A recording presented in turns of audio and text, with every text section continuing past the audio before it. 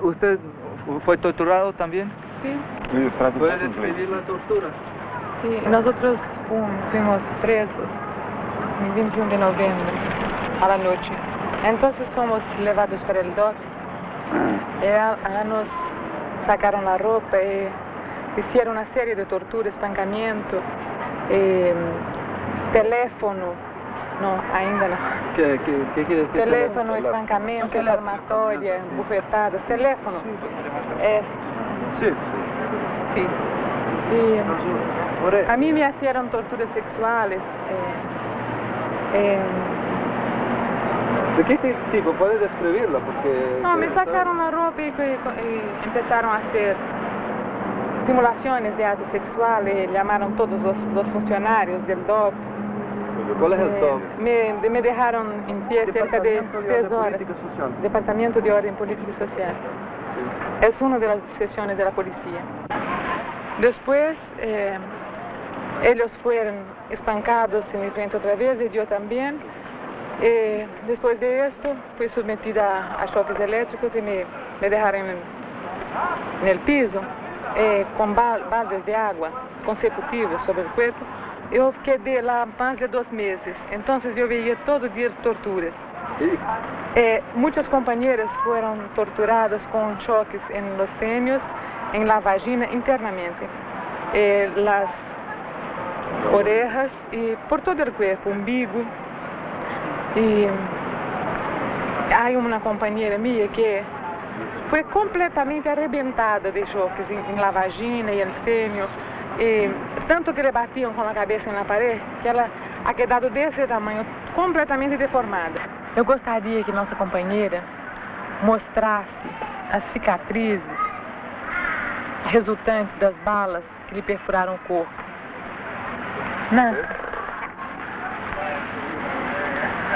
Uma bala nos pulmões, outra no fígado. Uma perfurou o pulmão e o fígado, né? Direito. ¿De dónde salió?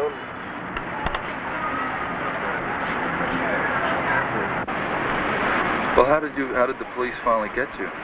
Well, we don't know exactly how they found us out, you see. They never explained it to us, and we never got to know exactly. But they surrounded our house one day at 5 o'clock in the morning. We woke up. There were 3 of us. We woke up with bullets through the windows, about 20 men, all of them with machine guns, rifles, 45 caliber pistols, things like that. And, well, then they invaded the house. I got shot in the lungs, the liver, the ribs, and the hand, and I lost my thumb. That's it?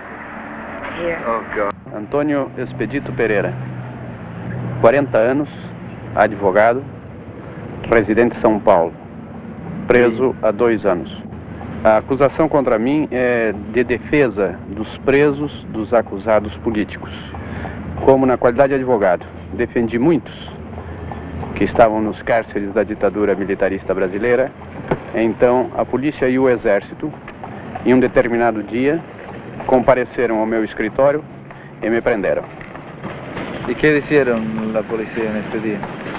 Que eu deveria contar a eles todos os diálogos, dizer tudo que os meus clientes me falavam, estivessem eles em liberdade ou estivessem eles presos. Como não falei, evidentemente, fui demasiadamente torturado, e toda a minha família foi torturada, inclusive minha filha de 10 anos de idade, que foi interrogada e torturada pelo exército. A minha mulher, que foi torturada na minha frente, 3 irmãos meus, sendo que um deles perdeu a audição de um dos ouvidos, a minha secretária particular e o meu motorista, além de 4 clientes que se encontravam no meu escritório na ocasião da minha prisão. ¿Puede describirnos la tortura, cómo fue? Sim, inicialmente eu fui levado para o quartel da Polícia do Exército em São Paulo e imediatamente despido, molharam meu corpo e eu fui dependurado em um cano, de cabeça para baixo, a partir das 10h30 da manhã até as 5 da tarde, quando perdi os sentidos, uma vez que um dos militares me introduziu na uretra um fio eletrificado. Aí perdi o conhecimento. Durante 30 dias, diariamente, fui torturado da mesma maneira, somente que 3 horas cada vez. 3 horas e meia. E sempre se faziam as mesmas perguntas. Apenas no primeiro dia não foram feitas quaisquer perguntas. Como me recusava terminantemente a falar, e como continuei me recusando sempre, a polícia e o exército começou a prender os meus parentes, como disse anteriormente, e a torturá-los na minha presença. Como foi torturado sua mulher e seu filho, e que perguntas faziam a polícia? A minha mulher faziam perguntas de quem eu recebia em casa, que visitas nós recebíamos e essas visitas o que conversavam. O tipo de tortura que ela sofreu foi o mesmo da tortura aplicada nas demais mulheres presas pela polícia da ditadura brasileira. Ou seja, aplicação de choques elétricos nas partes íntimas, principalmente na vagina, no bico dos seios, na boca e nas orelhas. A menina recebeu apenas palmadas. Ameaçaram-na de pendurar, mas felizmente isto não ocorreu. Desejavam saber se durante as visitas à minha casa, das nossas diversas relações, se ela conhecia determinadas pessoas e como ela também se recusasse a falar, evidentemente por estar horrorizada, perguntavam o que se conversavam. Evidentemente a menina não se recordou e não sabia, e assim ela permaneceu durante um dia sob a ameaça e o terror dos oficiais. O oficial brasileiro que a interrogou foi o capitão Pivato. Então, seu crime atualmente foi nada mais que defender outras pessoas, e por isso foi torturado? Correto, porque não fui torturado pela acusação de eu defender, mas eu fui torturado para que dissesse o que os meus clientes falavam comigo, que tipo de assuntos eles tinham e o que me haviam revelado nessas conversas. Tinha temor? Não, porque eu tinha ainda moralmente uma posição muito firme, porque qualquer lei em qualquer país proíbe que o advogado, que o médico, que o padre digam o que conversam com seus respectivos clientes, com seus dirigidos espirituais. Nós podemos dizer, em termos de democracia do Brasil, que só existe uma democracia no Brasil, que é a democracia da tortura. Tortura-se todos, torturam-se desde os mais pobres aos mais ricos, desde as crianças até as pessoas velhas. A única democracia que existe no Brasil é esta. Não é bem uma democracia, é mais o igualitarismo. É o igualitarismo da tortura. Meu nome é Fray Tito de Alencar Lima. Eu tenho 25 anos de idade. Sou religioso, estudante de teologia da Ordem dos Padres Dominicos de São Paulo. E você é um cura, um sacerdote? Não ainda, pero eu esperava fazer minha profissão solene e receber a ordem sacerdotal quando fui arrestado por el Esquadrão de la Muerte de São Paulo a 4 de novembro de 1969 em São Paulo, em meu próprio convento. E como ocorreu esta? Ocorreu que, através de uma batida policial a meu convento, o Esquadrão de la Muerte me arrestou e me conduziu para o DOPS de São Paulo. Torturaram 3 dias consecutivos, pero no terceiro dia, eles, bajo la mano do capitão Benoni Albernaz, ele me torturou 20 horas consecutivas. Começou às 7 da manhã até as 2 da tarde, com choques elétricos em minhas orelhas, meus ouvidos, onde eu tive fortes descargas neurovegetativas a ponto de fazer de necessidade fisiológica em minha própria roupa. E não me deixaram fazer nenhuma limpeza física e higiênica.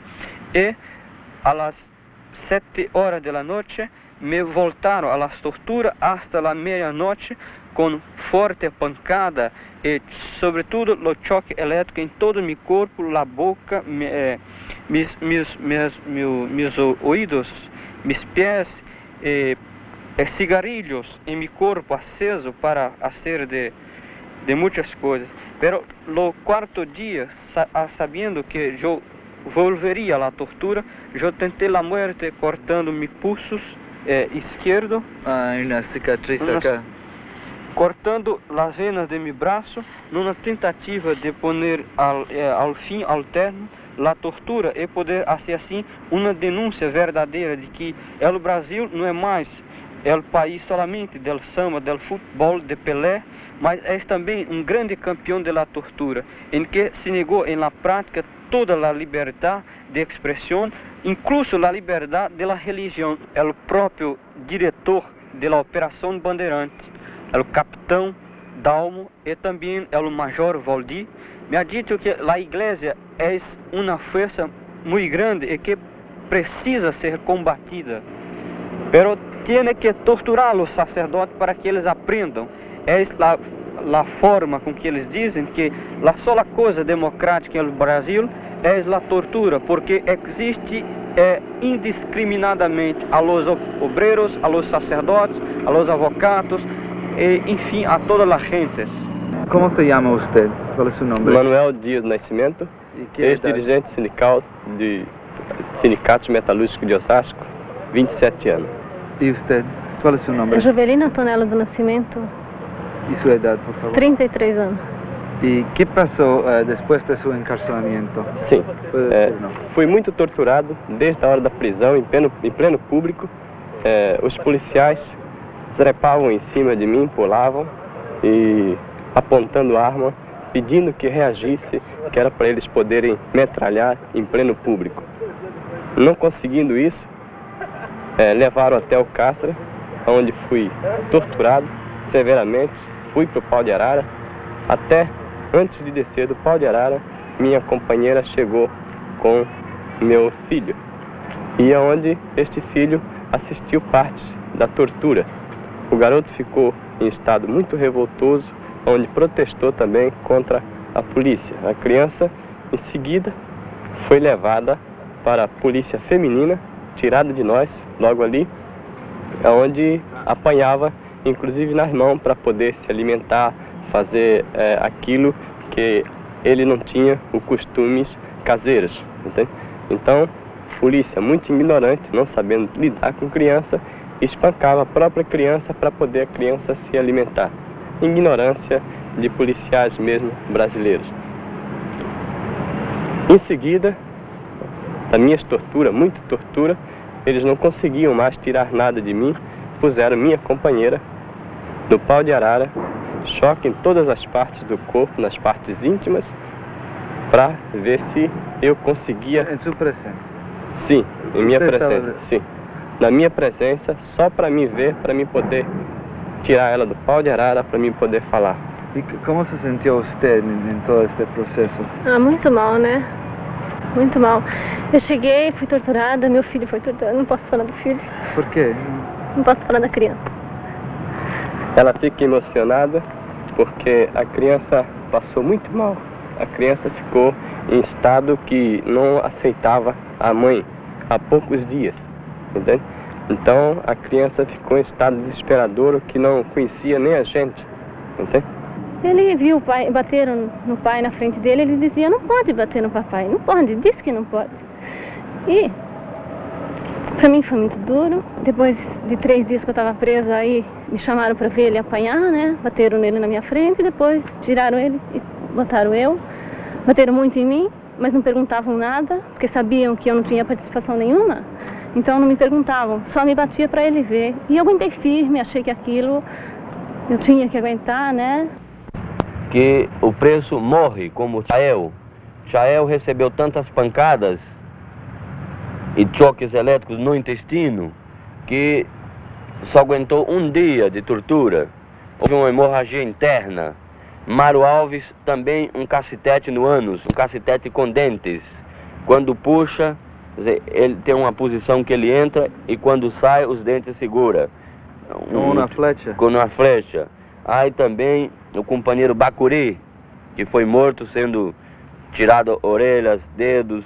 O companheiro Joaquim Câmara Ferreira, também bastante torturado.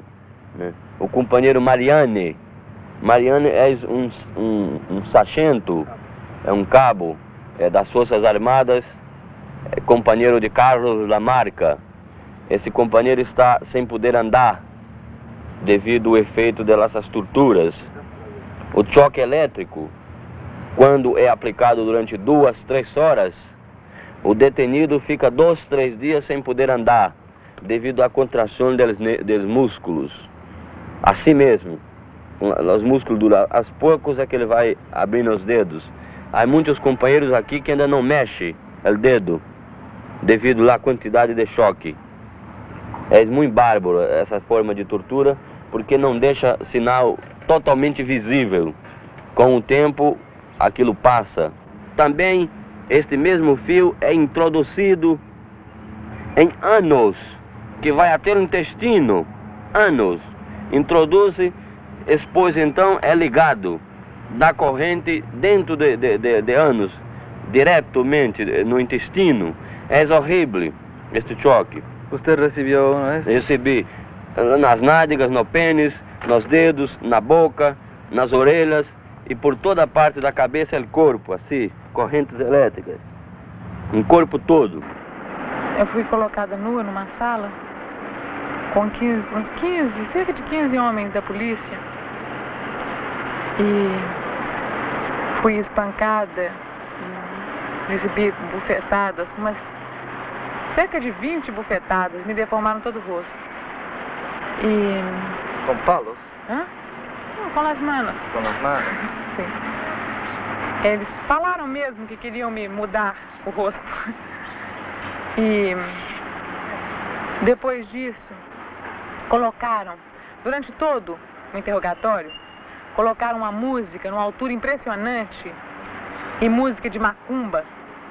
Conhece macumba? Música afro-brasileira. Uma música... Com percussão? Com violenta percussão. E à medida que tocavam a música, espancavam meus companheiros e a mim. E estavam completamente excitados e alegres, satisfeitos, como se fosse uma festa. E pegaram uma tesoura e me seguravam pelos seios.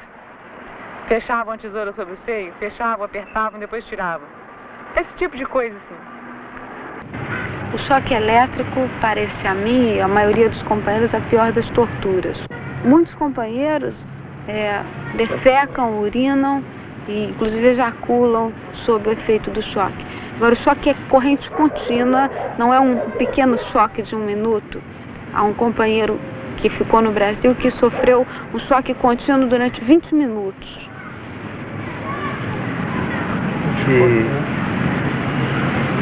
Era pior que a tortura psicológica? Ou... Sim, eu sofri um tipo de tortura psicológica, como vários outros. Fui levada para um recanto escuro, numa determinada estrada, onde me colocaram um cartaz do Esquadrão da Morte e me ameaçaram com a pistola de matar. Realmente a nós não assusta muito, porque a gente sabe que eles não nos querem mortos, eles querem vivos, eles querem humilhar, inclusive, e tirar informações. Se eles nos matarem, acabou. E tem algo com o crocodilo? Sim, o crocodilo eu não sofri. Depois que eu saí do COD, aqui trouxeram crocodilo. Agora existe, é psicológica também, porque... Como se me mostrou? Sim, prendem os pés e as mãos e a pessoa fica nua e o crocodilo passeia pelo corpo, pelo nosso corpo. Cobras, há celas onde há muitos ratos, baratas, celas de castigo. Esta era uma solitária pequena, totalmente fechada, sem iluminação, onde permanecemos durante 2 dias sem alimentação. Após este tempo, nós fomos conduzidos para uma sala especial, uma sala de tortura, onde começaram a me espancar barbaramente, com palmatórias. Aonde? Nas mãos, na sola dos pés, nas costas e nos testículos. Diante de uma resistência, também fui colocado no pau de arara, amarrado pelos pés e pelas mãos, com um cordão amarrado na cabeça, ao testículo. Passaram a me dar choque elétrico em todo o corpo. À medida que o cansaço me dominava, a cabeça naturalmente caía e o cordão que nela estava amarrado puxava os testículos, causando dores horríveis. Foi um momento assim desesperador, choque elétrico constantes, que quase que virávamos uma volta na barra onde estávamos amarrados. Os torturadores tinham megafones e colocavam perto do ouvido e gritavam palavras mais absurdas.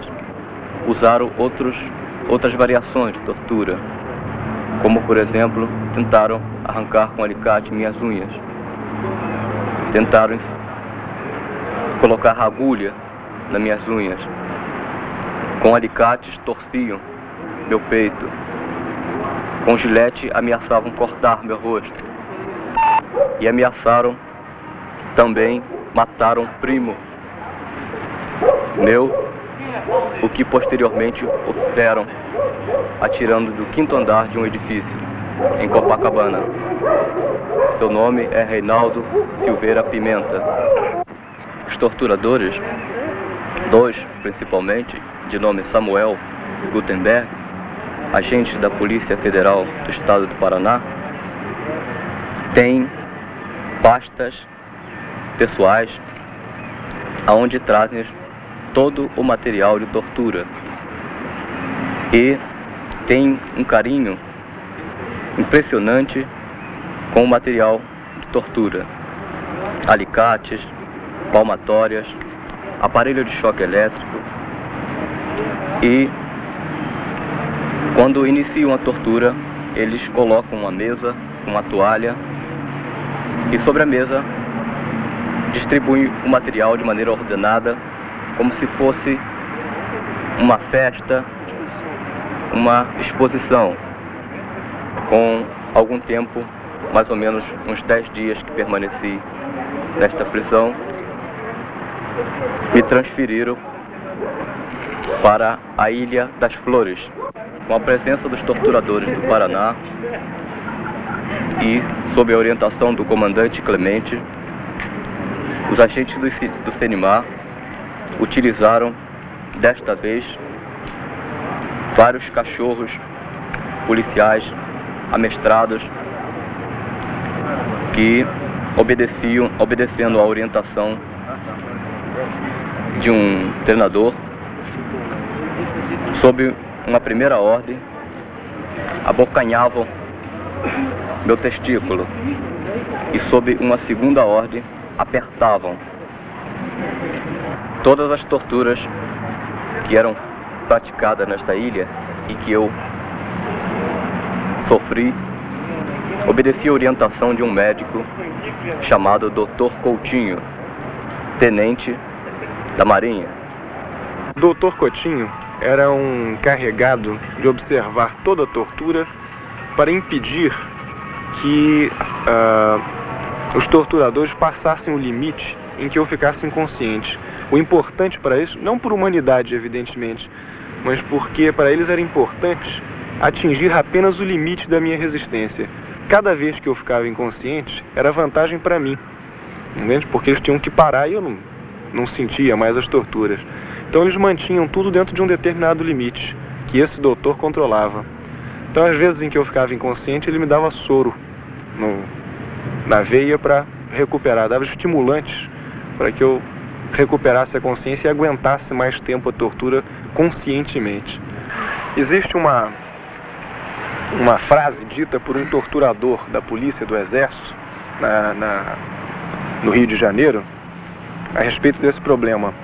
Ele dizia, e nós todos ouvimos isso na prisão, que é preciso passar todo o povo brasileiro pelo pau de arara para saber quem é ou não é patriota. Entendeu? Sim. O terror quem faz no Brasil é o governo, embora a propaganda tente nos conceituar como terroristas. Marcos era geólogo formado, um dos alunos mais brilhantes da sua turma, ex-seminarista, ele quase chegou a ser padre. E, de repente não, depois de um processo grande de luta no Brasil, Marcos sentiu que a profissão dele de geólogo num país como o nosso não tinha sentido. Não tinha sentido porque quem controla a pesquisa são as empresas americanas e que não querem que a gente desenvolva realmente a pesquisa no campo do minério, no campo do petróleo. Bom, então Mário tornou-se operário metalúrgico em São Paulo. E era um bom operário, um bom metalúrgico, um homem muito dedicado à sua profissão e à sua classe. Um dia foi denunciado e preso. Preso, Marcos queriam que ele dissesse coisas que não sabia, porque o trabalho dele era realmente de operário, era uma visão sindical da luta no Brasil e não um trabalho engajado na luta armada. Então queriam que Marcos falasse da luta armada e que Marcos entregasse gente ligada à luta armada. Marcos decidiu que não entregava nem a sua própria casa, nem o lugar em que morava. Depois de um processo longo de choques, Marcos tinha uma propensão à epilepsia e os choques fizeram com que ele se tornasse epilético. Assim mesmo continuaram a torturá-lo, ele tendo um ataque epilético no pau de arara com choques e continuaram a dar choques no Marcos. Bom, a situação de Marcos hoje é a seguinte: a perna esquerda está imobilizada, a perna direita está semi-imobilizada, o braço direito está imobilizado, o olho direito está semi-cerrado, o olho esquerdo está inteiramente cerrado e ele não consegue dizer uma palavra inteira. Cada vez que fala é aos arrancos. E a única culpa de Marcos é ter deixado de ser um geólogo da burguesia para se tornar um operário metalúrgico. Foi encontrá-lo no hospital e a única coisa que Marcos diz é que para ele a luta não terminou, que ele continua operário do lado do povo. Esta tortura se chama pau de estrada, com a particularização de pau de homicida. Começou a ser aplicado pela polícia comum contra os criminosos comuns e depois foi transportada pelo Esquadrão da Morte para os presos políticos. Depois de fazer com que os companheiros corram pela estrada ameaçados de fuzilamento, eles aplicam esse tipo de tortura medieval que tem o sentido de obrigar os companheiros a confessarem pelo menos uma ação. Fica quieto! Foi usado em São Paulo com uma moça jornalista chamada Norma Freire e foi usado em Minas com este companheiro, o Dr. José Carlos Madeira. Os motoristas começam a mover os automóveis em uma velocidade quase nula para que aos poucos o corpo vá sendo estirado. Os intestinos se rompem, o fígado se rompe, a pessoa por último começa a ter a pele rompida, até que se arrebenta, as juntas se soltam e torna-se uma pessoa inutilizada.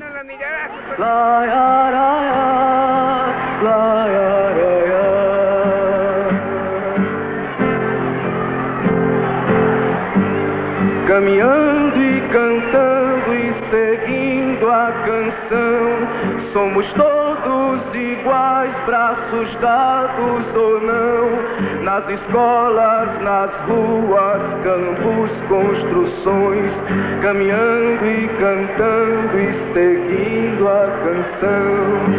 Vem, vamos embora, que esperar não é saber.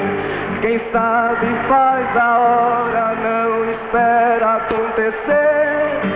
Vem, vamos embora, que esperar não é saber. Quem sabe faz a hora, não espera acontecer. Vem, vamos embora, que esperar não é saber.